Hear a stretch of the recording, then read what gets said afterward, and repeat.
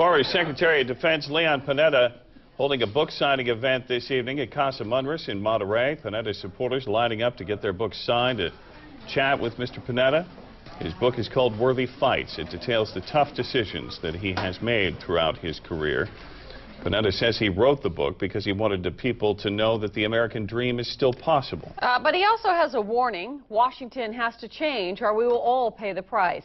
In an exclusive interview, I got a chance to talk to Secretary Panetta about the book, including his views on Washington gridlock, the president he has worked for, and his most emotional moments.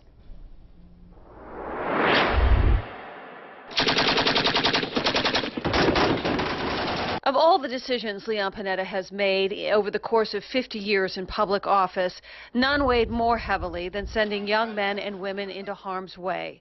In one of the most poignant parts of the book, Panetta describes writing a note to a family who had lost 2 sons. Panetta writes, "And I realized with a sharp pain in my heart that Jeremy and Ben had both been in harm's way because of orders I had given, issued in the interest of protecting their country, our country." When I would write letters to those who had lost loved ones, it's hard to find the words to try to be able to understand the pain they're going through. Now, you know, I've got 3 sons, one who did serve in the military. So I know the pain. If we had lost one of our sons in battle, I mean, that pain is enormous. And yet these men and women are willing to go out there, put their lives on the line, fight and die for this country. And I just have to tell you, you know, as painful as it was, as tough as it is, the greatest pride I have, and I guess the greatest sense of hope I have in our country, is that there are young men and women that are willing to do that. And if they're willing to do that, then damn it, people who are elected to office ought to be willing to govern. Panetta is arguably one of the most successful politicians of a generation. But he's never looked for the spotlight. He got it for sure after the bin Laden mission. He was one of the key architects, and his description in the book is riveting. But for the most part, his toughest work was done quietly, relying on relationships, a willingness to compromise, and good old-fashioned political skill. It isn't just about wanting to do the right thing. It isn't just about believing that, you know, you have a logical position on a particular issue and that somehow people ought to embrace it. Washington doesn't work that way. You got to fight for it. Governing is not an easy process. You're dealing with people who you may not like. It's the nature of democracy. You know, some are smart, some are dumb, some are honest, some are dishonest. You know, they represent a cross-section of the country.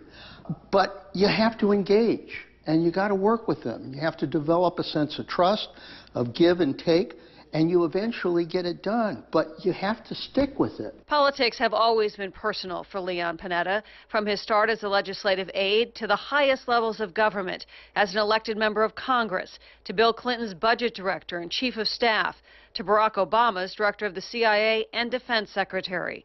He says the 2 presidents couldn't be more different. Bill Clinton was, you know, was just, you know, full of energy, you know, 40 feet off the ground. I can remember getting calls in the middle of the night from him because he was, I think it was 2:30 in the morning, soon after I became chief of staff, and he called and he said, "Leon, are you watching C-SPAN?" I said, "No, Mr. President, I'm not watching C-SPAN." He says, "Well, Fritz Hollings is saying some stupid things." He was a senator from South Carolina. And I said, "You know, Mr. President, you're the only person in the country probably watching Fritz Hollings on C-SPAN." So dealing with, you know, with somebody like that was not always easy, but it was, you know, it was in its own way very exciting. And Barack Obama is, you know, again, very bright, very able, but he is, you know, he's somebody who's very businesslike, And he's not the kind of guy who kind of throws his arm around you and, gives you a political hug. He's much more business-like that. Panetta's book is not without controversy. He reveals serious disagreements with President Obama over Iraq and Syria, and he's been criticized by current members of the administration who say he should have waited to write the book. I don't think you can put a hold on history and kind of say, oh, well, we shouldn't talk about certain things at certain times. I mean, history is history, and I trust in the American people's ability to make the final judgments. Panetta's book does give us a front row seat to history in the making, a fascinating look behind the scenes of our government, but it also comes with a warning. It's what our forefathers did. It's what, those who developed the Constitution of the United States did.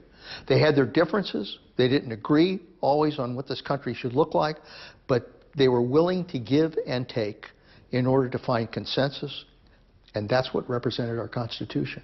And that is the magic formula. It is a very serious responsibility because in the end, it's going to determine whether our country is a great country in the 21st century or whether we're a country in decline. We have much more of my interview with Leon Panetta on the web. You can see excerpts on various topics from his book. His favorite job in Washington, what it will take to get Washington back on track, and the lost art of compromise. You can find them by using your computer or your mobile device. Go to our website, ksbw.com.